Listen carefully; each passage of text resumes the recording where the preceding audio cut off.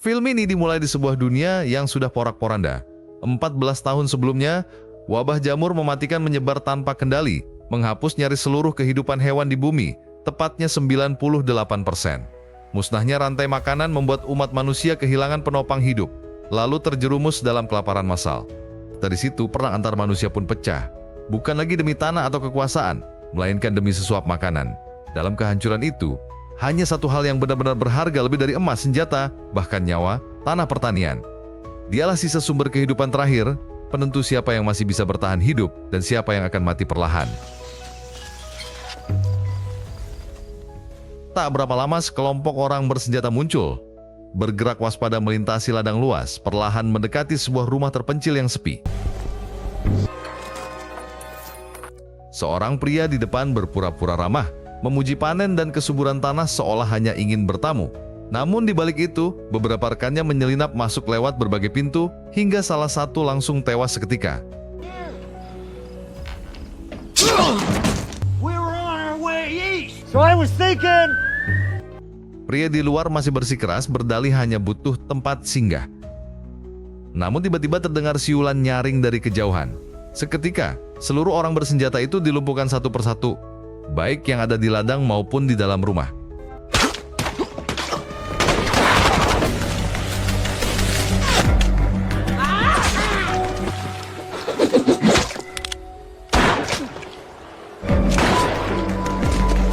Dari sinilah kita dikenalkan pada Hayley, seorang wanita tangguh yang bergerak lincah di antara tanaman sambil menembak dengan akurasi mematikan. Ia segera menghubungi putrinya Ryan lewat radio.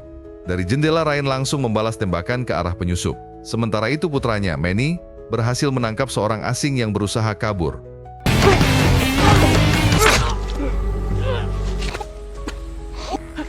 Clean it up. Setelah pertempuran usai, keluarga itu berkumpul untuk memeriksa jasad para penyerang yang tergeletak di sekitar rumah. Saat itulah penonton diperkenalkan dengan sosok Galen, suami Hayley yang kalem namun berwibawa, serta putri mereka, Denise, yang sudah terbiasa menghadapi dunia yang keras. Mereka berdiskusi serius, mempertanyakan bagaimana para penyerang bisa menembus pertahanan yang selama ini dianggap kuat. Hingga akhirnya mereka sepakat memperkuat perlindungan, agar tak seorang pun mampu masuk lagi. Ketika malam tiba, suasana berubah hangat. Keluarga Freeman duduk bersama menikmati makan malam sederhana. Di sela itu, anak-anak berlatih siulan khusus, semacam kode komunikasi rahasia untuk menghadapi bahaya. Obrolan mereka bergulir tentang ladang, tanaman, hingga strategi menjaga lahan.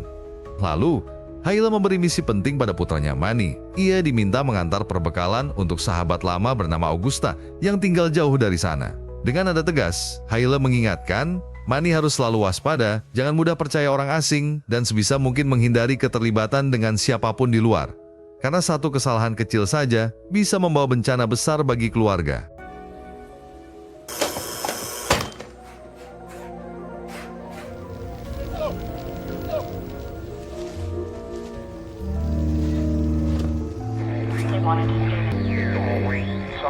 Beberapa hari berikutnya, kita melihat rutinitas keluarga Freeman.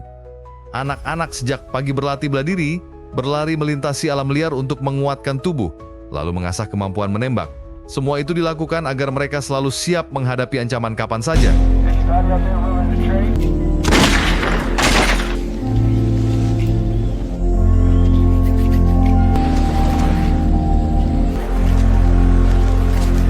Mereka juga memastikan pagar listrik yang mengelilingi lahan tetap berfungsi.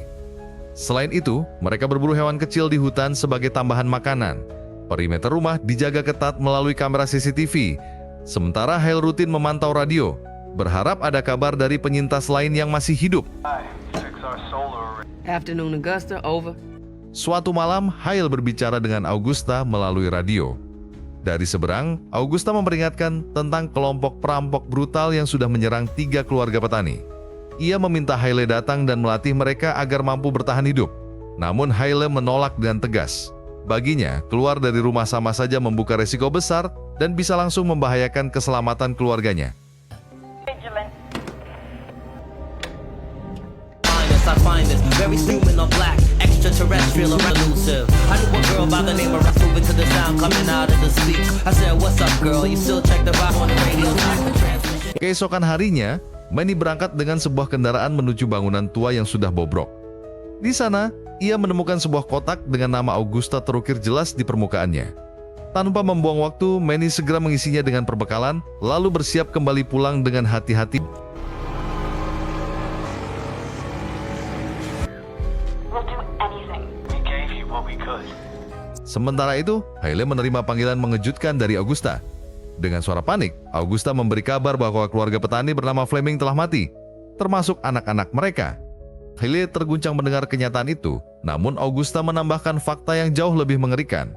Keluarga tersebut bukan hanya dibunuh, tetapi juga dimakan oleh kelompok kanibal besar yang terorganisir.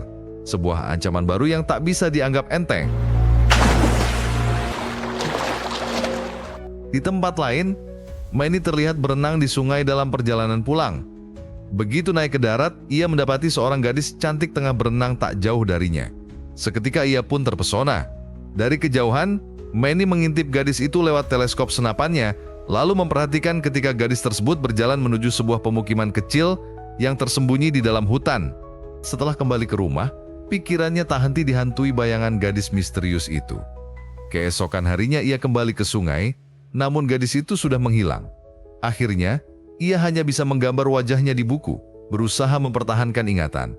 Beberapa hari kemudian, Manny bersama Galen dan Dennis berangkat menuju sebuah depot, berharap menemukan persediaan berguna untuk keluarga.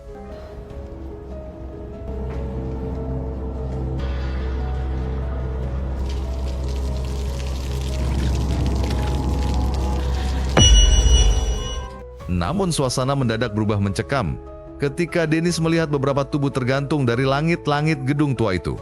Pemandangan mengerikan yang langsung membuat mereka waspada. Tak lama kemudian mereka berhadapan dengan sekelompok pria berseragam yang mengaku sebagai tentara. Para tentara itu mengklaim tinggal bersama keluarga lokal untuk membantu para petani. Galen dengan cepat menanyakan apakah mereka tinggal bersama keluarga Fleming. Salah satu dari mereka mengiyakan.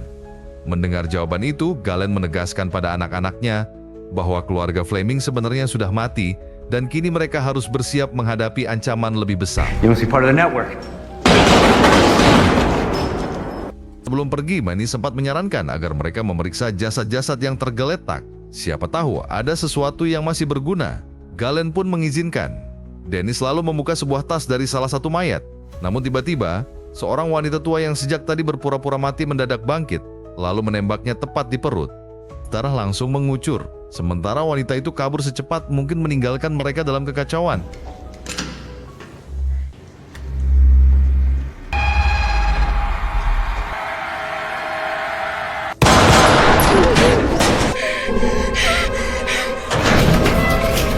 Beberapa saat kemudian, Galen terlihat buru-buru kembali ke rumah sambil menggendong Dennis yang terluka parah. Hailey segera mengambil alih, melakukan prosedur darurat dengan tenang namun cepat, hingga berhasil menstabilkan kondisi putrinya. Meski begitu, Manny diliputi rasa bersalah, karena dialah yang menyarankan memeriksa mayat-mayat tadi. Untungnya, Ryan mencoba menenangkannya, mengatakan bahwa berkat keputusannya, Dennis masih punya kesempatan untuk selamat. Without an incident over. Setelah itu, Hailey mencoba menghubungi Augusta untuk melaporkan kejadian yang baru saja terjadi. Namun anehnya, kali ini sahabatnya tidak memberi respon sama sekali. Keheningan di radio membuatnya semakin gelisah. Malam itu, Manny mendengar suara mencurigakan dari arah hutan. Rasa penasarannya membuat ia berlari menyelidiki, hingga samar-samar terlihat sosok seorang gadis di tengah kegelapan. Manny refleks berteriak agar ia berhenti. Namun betapa terkejutnya ia ketika sadar, gadis itu adalah orang yang sebelumnya ia lihat di sungai. Kini, tanpa rasa takut, gadis itu justru putus asa dan meminta pertolongan. Keesokan paginya, suasana di rumah Freeman makin tegang. Galen dan Hailey menegaskan pada anak-anaknya untuk selalu membawa senjata, bahkan ketika tidur sekalipun. Mereka mengingatkan adanya kelompok orang asing yang berpura-pura menjadi tentara, padahal kemungkinan besar hanyalah kanibal yang mengincar lebih dari sekadar persediaan makanan. Hailey tidak mau ambil resiko. Dengan tegas ia berpesan, jika melihat orang asing, tembak dulu, jangan langsung bertanya. Tak lama setelah itu, Manny diam-diam pergi ke lumbung. Di sanalah terungkap bahwa ia sudah mengikat gadis misterius. Stop fighting. Manny mencoba menangkannya, meyakinkan bahwa dirinya tidak berniat jahat. Ia lalu membuka ikatan kain di mulut gadis itu, memberinya air minum, dan dengan hati-hati berusaha merawat lukanya sebaik mungkin, meski situasinya penuh ketegangan. Stop! Stop! Stop! Stop! Stop! Awalnya, gadis itu menuduh Manny telah menculiknya. Namun Manny menjelaskan, semua ini semata-mata karena ibunya tidak pernah mempercayai orang luar. Malam harinya, Manny kembali ke lumbung. Kali ini, ia menuntut penjelasan siapa sebenarnya gadis itu dan apa urusannya berada di sana. Gadis itu sempat memohon agar diizinkan memakai radio, tapi Manny menolak.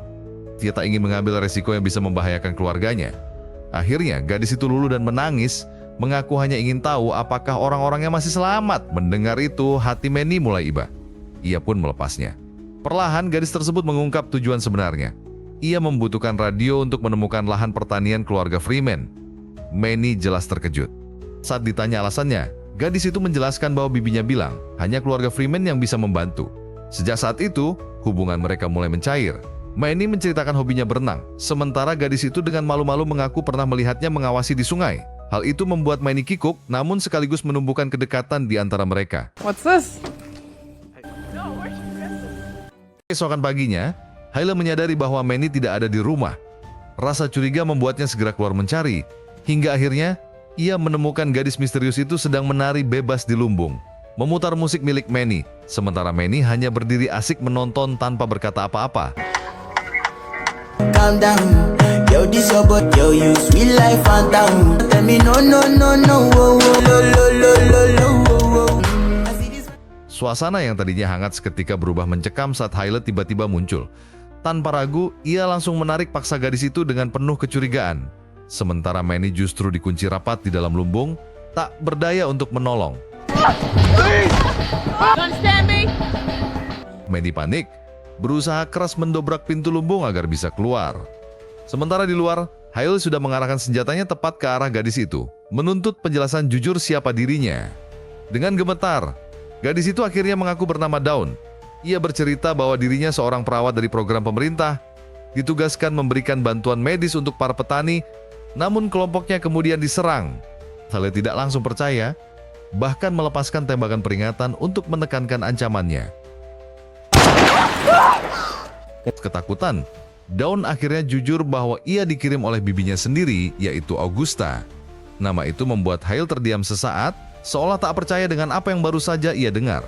Sementara itu, Manny berhasil meloloskan diri dari lumbung dan langsung berlari menuju ruang kontrol. Dengan wajah putus asa, ia mencoba menghubungi Augusta lewat radio, namun sekali lagi tak ada jawaban sama sekali. On upstairs. Hello? Ma, Augusta's on the radio. What's going on? What are you doing? Tiba-tiba, Haile masuk dengan wajah penuh amarah. Manny tetap bersikeras bahwa Augusta mungkin sedang dalam bahaya. Namun ibunya menegaskan, Augusta adalah seorang marinir tangguh yang bisa menjaga dirinya sendiri.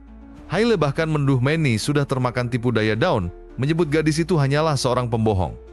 Perdebatan sengit pun tak terelakkan, hingga akhirnya Manny yang frustrasi tak mampu menahan emosi. Dengan penuh amarah, ia kabur meninggalkan rumah. She gonna play you. It's your miserable life, not mine.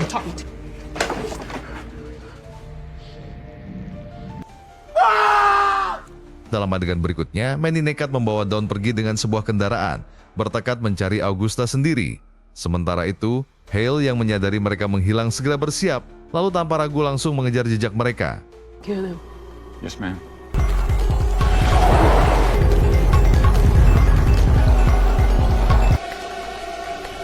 Sementara itu, Manny dan Dawn tiba di sebuah perkemahan. Namun tempat itu ternyata kosong, tak ada tanda-tanda kehidupan sama sekali. Di sisi lain, Galen menemukan salah satu kamera pengawas di rumah mereka mati, sehingga ia pergi memeriksanya. Sementara itu, Dawn membawa Manny masuk ke sebuah trailer kosong. Di dalam trailer itulah, Dawn akhirnya mengaku dengan gugup bahwa ia sengaja memancing Manny untuk datang. Ia menjelaskan bahwa para kanibal telah menculik bibinya bersama beberapa orang lain, lalu memaksanya membawa Manny. Begitulah cara mereka merebut lahan pertanian dengan menjerat keluarga pemiliknya. Saat pengakuan itu keluar, sosok misterius tampak mendekat dari belakang Manny.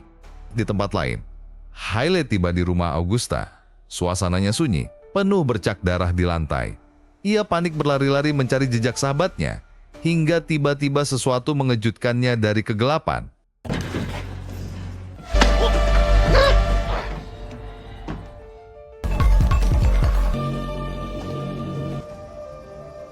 kembali ke lahan pertanian. Galen melihat sekilas seekor rusa di kejauhan.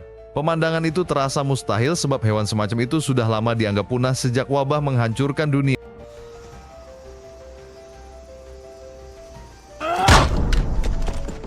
Namun, sebelum sempat berpikir lebih jauh, seseorang menghantam Galen hingga ia tak sadarkan diri. Ternyata, sosok rusa yang ia lihat hanyalah topeng yang dipakai oleh salah satu kanibal. Saat Galen tergeletak tak berdaya, para kanibal lain mulai menyelinap masuk ke rumah. Di dalam, Ryan dan Chucky yang berjaga mendapati semua sinyal kamera CCTV tiba-tiba padam. Ryan segera sadar bahwa mereka sudah terkepung. Ia menyuruh adiknya tetap di tempat, sementara dirinya bersiap di jendela dengan senapan.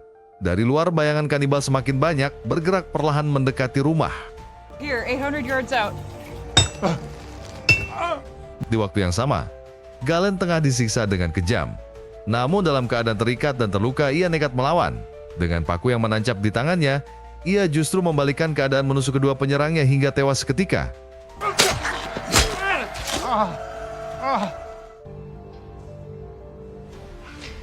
Sementara itu, Hale tersadar di sebuah ruangan bawah tanah yang gelap.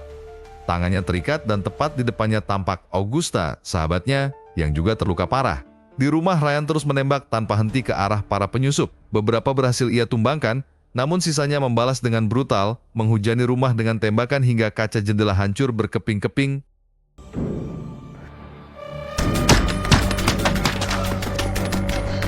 Rain, come in.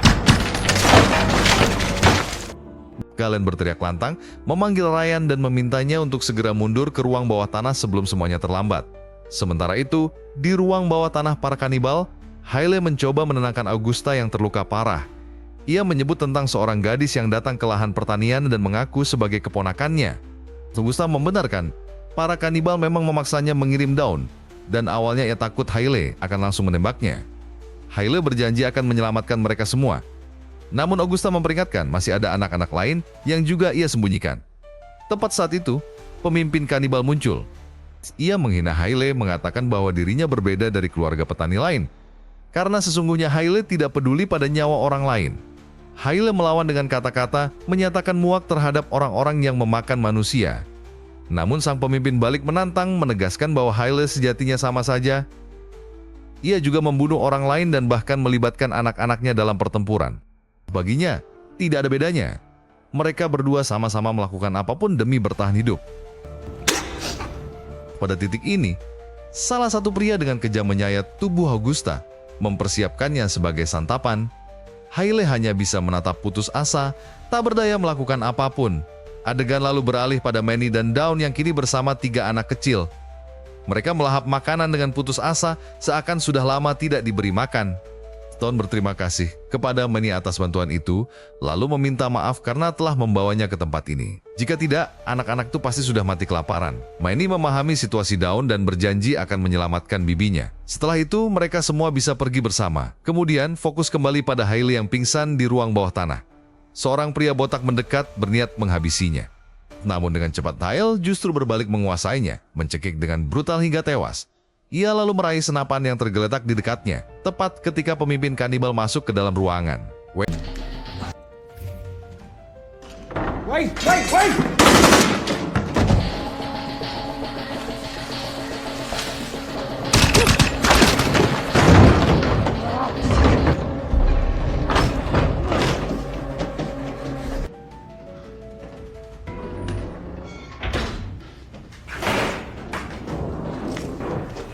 I mean it this time. Kembali ke lahan pertanian, Galen dan anak-anaknya berlindung di ruang bawah tanah. Namun Denise masih tertinggal di lantai atas bersembunyi di dalam lemari. Galen pun bersiap menyelamatkan putrinya itu dan dengan tegas memperingatkan anak-anak lainnya agar tetap tinggal di bawah. Di tempat lain, Hale berhasil keluar dari ruang bawah tanah. Dan di pintu ia berpapasan dengan Manny yang datang mencari Augusta. Manny terkejut melihat jasad Augusta yang sudah tidak bernyawa. Saat itu juga ia menyadari bahwa semua tindakan keras ibunya selama ini semata-mata demi melindungi keluarga. Kembali ke rumah, Galen bergerak hati-hati menaiki lantai atas. Tepat pada saat itu, Ryan menarik saklar yang menutup semua tirai dan memadamkan lampu. Dengan begitu, Galen bisa memanfaatkan kegelapan untuk melancarkan serangan.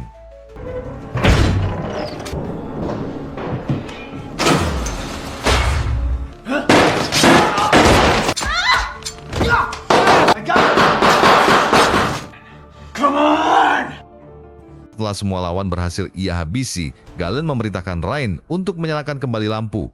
Saat cahaya kembali, terlihat jelas bahwa Galen sendiri menderita luka parah. Di sisi lain, Manny dan Hailey akhirnya bertemu kembali dengan Dawn serta 3 anak kecil yang mereka lindungi. Namun ketika Dawn mengetahui bahwa bibinya telah mati, ia hancur seketika, dipenuhi kesedihan dan duka yang begitu mendalam. Go. Kembali, di lahan pertanian, Galen berusaha membawa Denise turun ke ruang bawah tanah. Namun di tengah jalan, ia tiba-tiba terjatuh karena kehilangan terlalu banyak darah. Anak-anak perempuan yang panik segera bergerak menolongnya, dan dengan segala cara akhirnya berhasil menstabilkan kondisi Galen, meski hanya untuk sementara waktu.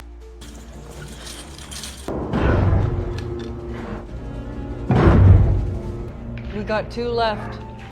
Ryan kemudian memeriksa CCTV dan menemukan ada 2 penyusup yang masih berkeliaran di luar. Mereka tampak menumpahkan bensin di sekitar rumah, bersiap membakarnya. Meski tubuhnya terluka parah, Galen tetap yakin ia masih bisa menghabisi mereka. Ia meminta agar kedua penyusup itu dibiarkan masuk. Sementara itu, Hailey bersama anak-anak dengan hati-hati mendekati lahan pertanian. Namun tiba-tiba, hujan peluru menghantam mereka dari segala arah. Dengan cemas, Hailey segera memerintahkan Manny untuk membawa anak-anak ke ruang bawah tanah, berjanji bahwa dirinya sendiri yang akan menghadapi semua ini.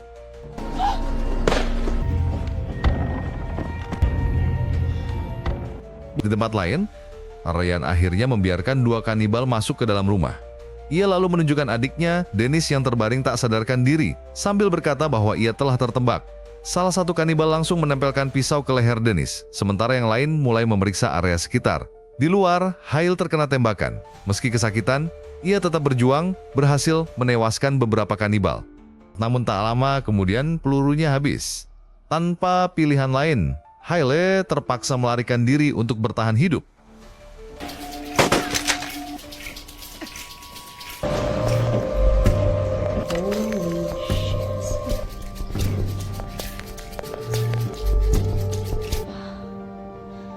Di ruang bawah tanah, salah satu kanibal menemukan pintu tersembunyi yang membawanya ke sebuah ruangan penuh amunisi. Matanya berbinar ketika ia juga melihat lemari berisi rempah-rempah dan bumbu masakan, barang langka yang hampir mustahil ditemukan di dunia sekarang. Namun tepat saat itu, Galen yang sempat tak berdaya tiba-tiba bangkit. Dengan sisa tenaga, ia menembak kanibal tersebut hingga tewas. Waktu bersamaan, Dennis menusuk kanibal lain dari belakang, dan Ray segera menyelesaikannya dengan tembakan mematikan.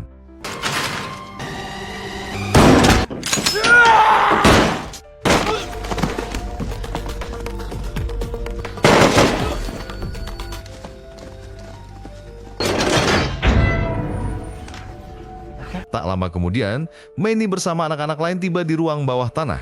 Ryan terlihat kesal saat melihat Dawn kembali, kali ini membawa anak-anak tambahan. Namun Dawn tidak menghiraukannya, ia langsung bergegas menolong Galen yang kini terluka kritis. Di sisi lain, Manny sudah bulat tekad. Ia memutuskan keluar lagi karena ibunya masih berada dalam bahaya dan harus segera diselamatkan. Di luar, Hailey terlihat pincang saat berjalan menuju lumbung.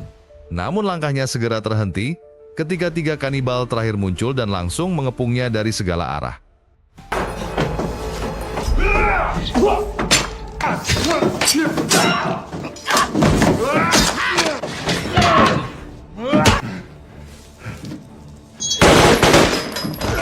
Saat Hailey hampir dihabisi, Manny muncul dari kegelapan dan menembak salah satu kanibal hingga tewas. Dengan panik, ia segera berlari menolong ibunya. Namun kondisi Hailey sudah sangat kritis. Tubuhnya penuh luka parah di banyak bagian. Manny memohon dengan suara gemetar agar ibunya tetap terjaga, berusaha menahan kesadarannya. Tetapi sang ibu malang itu perlahan memejamkan mata. Manny pun hancur, menangis keras dan menjerit putus asa, tak sanggup menerima kehilangan itu. Told you to stay in the room, Data.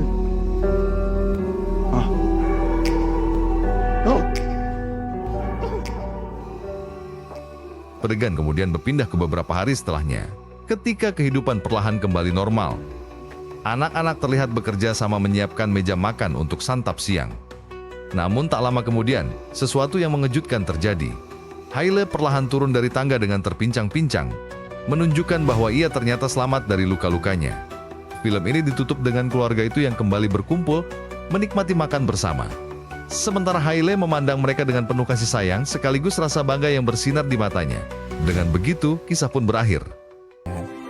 Film ini menunjukkan bahwa di dunia yang sudah hancur, kekuatan sejati bukan hanya soal senjata, tapi soal keluarga, kepercayaan, dan pengorbanan.